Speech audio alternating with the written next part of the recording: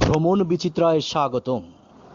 বন্ধুরা, আজ আমরা জানাচ্ছি ঐতিহ্যবাহী রোজ গার্ডেন প্যালেস সম্পর্কে। রোজ গার্ডেন প্যালেস রাজধানী ঢাকার টিকাটুলিতে এর অবস্থান। প্রায় 19 শতকে ঋষিকের দাস নামে এক হিন্দু জমিদার বিনোদনের জন্য রোজ গার্ডেন প্যালেসটি নির্মাণ করেন। তৎকালীন সময় বিত্তবান হিন্দুদের সামাজিক অনুষঙ্গ হিসেবে বলধা গার্ডেনে জলসার আয়োজন করা হতো।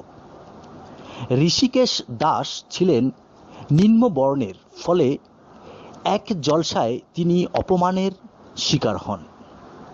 এরপর ঋষিকেশ দাস বিনোদনের জন্য রোজ গার্ডেন প্যালেস তৈরি করেন এবং এখানেই জলসার আয়োজন করতেন। ওই সময়ে এই বাগান বাড়িটির নয়নাভিরাম সাজঘর ছিল মূল আকর্ষণ।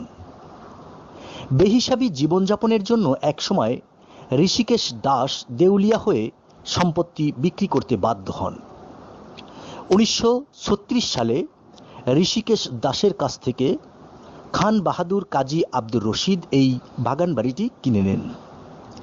তিনি এই বাড়ির নাম পরিবর্তন করে রশিদ মঞ্জিল রাখেন। পরবর্তীতে কাজী আব্দুর রশিদের বড় ছেলে কাজী মোহাম্মদ বশির হুমায়ুন আজ পর্যন্ত এই বাড়ির ঐতিহ্য ধরে রেখেছেন। শুরুতে এই বাগান বাড়িটি শুধুমাত্র বিনোদনের উদ্দেশ্যে তৈরি হলেও পরবর্তীতে এর মালিকেরা এতে বসবাস শুরু করেন।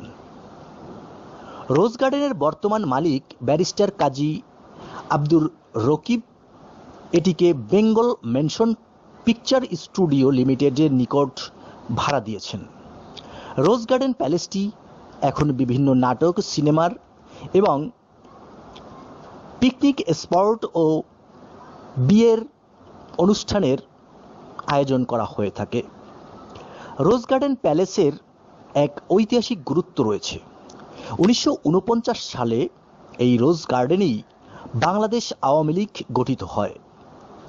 বাড়িটির নিচতলায় একটি হল রুমে 8টি কক্ষ ও করিনথিয়ান কলাম রয়েছে। উপরতলায় আরও একটি হল সহ আরও 5টি কক্ষ রয়েছে। এক সময় প্রাসাদ প্রাঙ্গণে একটি ঝর্ণা ছিল। বর্তমানে ঝর্ণাটি চালু না থাকলেও এর চিহ্ন দেখতে পাওয়া যায়। প্রাসাদের সামনে বাগান রয়েছে মার্বেলের তৈরি কয়েকটি সুদৃশ্য মূর্তি। তবে যেই গোলাপের বাগানের জন্য এই প্রাসাদটির নামকরণ রোজ গার্ডেন প্যালেস করা হয়েছিল, সেই বাগান বর্তমানে নিশ্চিহ্ন। ছুটির দিন ছাড়া অন্য সকল দিনেই রোজ গার্ডেন দেখতে পারবেন। তবে মূল ভবনের ভেতরে ঢোকার ক্ষেত্রে আপনাকে পূর্ব অনুমতির প্রয়োজন হতে পারে। রোজ গার্ডেনের কাছেই রয়েছে বলদা গার্ডেন ও খ্রিস্টান কবরস্থান। হাতে সময় থাকলে বলদা গার্ডেন ও পুরান ঢাকার অন্যান্য দর্শনীয় স্থানগুলো ঘুরে দেখতে পারবেন। কিভাবে যাবেন? ঢাকার যে কোনো স্থান থেকে গুলিস্তান বা যাত্রাবাড়ি এসে রিকশায় সরাসরি টিকাটুলি KM দাস লেনের রোজ গার্ডেনে আসতে পারবেন। তবে রিকশাওয়ালাকে চেনানোর জন্য হুমায়ুন সাহেবের বাড়ির কথা বলতে হবে। কোথায় খাবেন? খাবারের জন্য পুরান ঢাকার রয়েছে বিশেষ ঐতিহ্য। আল রাজ্জাক, হাজির বিরিয়ানি, কাশ্মীরি কাচ্চি, নবাব বিরিয়ানি, বিউটি বোর্ডিং কিংবা সুলতানের চা থেকে নিঃসন্দেহে বেছে নিতে পারেন যে কোনো খাবার। আরও একটি বিষয় হচ্ছে, ঐতিহাসিক এই রোজ গার্ডেনটি কিনে নিচ্ছে বাংলাদেশ সরকার। মহান মুক্তিযুদ্ধের নেতৃত্ব দানকারী আওয়ামী লীগের যাত্রা শুরু হয়েছিল ঐতিহাসিক এই রোজ গার্ডেন থেকেই। পুরনো এই ভবনটি প্রায় 332 কোটি টাকা দিয়ে বাংলাদেশ সরকার কিনে নিতে চাচ্ছেন। সম্প্রতি সচিবালয়ের মন্ত্রী পরিষদ কক্ষে সরকারি ক্রয় সংক্রান্ত মন্ত্রিসভা কমিটির বৈঠকে এ সংক্রান্ত একটি ক্রয় প্রস্তাবের অনুমোদন করা হয়েছে। পুরানো ঢাকার ঋষিকেশ রোডের এই ভবনটি এতদিন ব্যক্তি মালিকানার পুরাকীর্তি হিসেবে সংরক্ষিত ছিল। কমিটির সভাপতি বর্তমান অর্থমন্ত্রী আবুল মাল আব্দুল মুহিতের বৈঠকে সভাপতিত্ব করেন। বৈঠকে কমিটির সদস্য, মন্ত্রিপরিষদ বিভাগের সিনিয়র সচিব এবং সংশ্লিষ্ট মন্ত্রণালয়ের সচিব ও ঊর্ধ্বতন কর্মকর্তারা উপস্থিত ছিলেন। বৈঠক শেষে মন্ত্রিপরিষদ বিভাগের অতিরিক্ত সচিব মুস্তাফিজুর রহমান সাংবাদিকদের বলেন, পাবলিক প্রকিউরমেন্ট আইন অনুসারে সরকারি ক্রয় পদ্ধতিতে বর্তমান মালিকদের কাছ থেকে রোজ গার্ডেন কিনবেন। এতে ব্যয় হবে ৩৩১,৭০,২,৯০০ টাকা। আমি আগেই বলেছি, পুরান ঢাকার ঋষিকেশ দাস লেন বলদা গার্ডেনের সামনের দূরত্বে, সামান্য একটি দূরত্বে 1931 সালে নির্মিত হয়েছিল প্রাসাদ সম ভবন রোজ গার্ডেন। এই বাড়িতে 1949 সালে গঠিত হয়েছিল বাংলাদেশ আওয়ামী লীগ।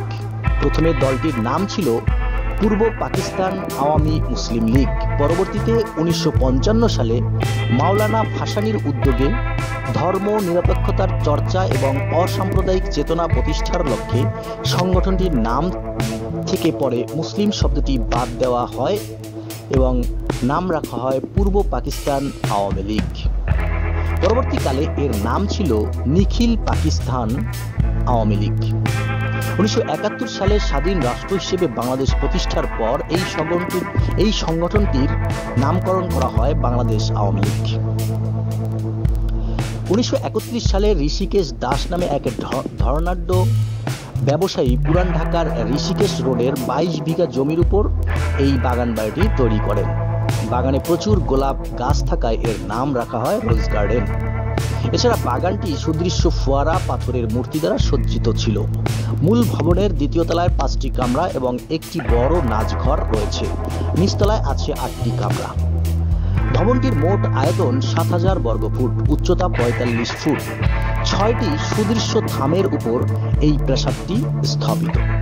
প্রতিটি থামের লতাপাতায় কারুকাজ করা। প্রাসাদটির স্থাপত্যে করিন্থীয় গ্রিক শৈলী অনুসরণ করা হয়েছে। ভবন নির্মাণের কিছুদিন পর ঋষিকেশ দাস দেউলিয়া হয়ে যান। তাই 1937 সালে রোজ গার্ডেন বিক্রি হয়ে যায় খান বাহাদুর আব্দুর রশিদের কাছে। এর নতুন নামকরণ করা হয় রশিদ মঞ্জিল। এই বাড়িটিতে অনেক গুরুত্বপূর্ণ রাজনৈতিক সভাও অনুষ্ঠিত হয়েছিল। 1949 সালে পূর্ব পাকিস্তান আওয়ামী মুসলিম লীগ, পরে বাংলাদেশ আওয়ামী লীগ গঠনের প্রাথমিক আলোচনা সভা এই বাড়িতেই হয়েছিল। 1966 সালে কাজী হুমায়ুন বশির এর মালিকানা লাভ করেন। 1970 সালে চলচ্চিত্র নির্মাণ প্রতিষ্ঠান বেঙ্গল স্টুডিওকে লিজ দেওয়া হয় এই বাড়িটি। এ সময় চলচ্চিত্র শুটিং স্পট হিসেবে এই ভবনটি ব্যবহার হয়।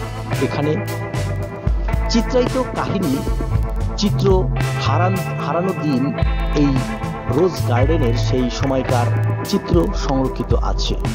1989 সালে প্রত্নতত্ত্ব অধিদপ্তর এই প্রাসাদটি সংরক্ষণ তালিকাভুক্ত করে। 1993 সালে কাজী হুমায়ুন বশিরের বংশধর কাজী রকিব বাড়িটির মালিকানা ফেরত পান। 1995 সালে তার মৃত্যুর পর তার স্ত্রী লায়লা কবির ওই সম্পত্তির মালিক হন। তো বন্ধুরা, পুরান ঢাকায় আসলে আপনারা অবশ্যই এই ঐতিহ্যবাহী স্থাপনাটি ঘুরে দেখতে পারেন। সেই সাথে পুরান ঢাকার আরও বেশ কিছু ঐতিহ্য রয়েছে, যেমন আহসান মঞ্জিল, লালবাগের কেল্লা, তারা মসজিদ সহ আরও অনেক কিছু। সেগুলো আপনারা একটা দিন ব্যয় করলে খুব সুন্দরভাবেই ঘুরে দেখতে পারবেন। আমাদের এই ভিডিওটি ভালো লাগলে প্লিজ সাবস্ক্রাইব আওয়ার চ্যানেল।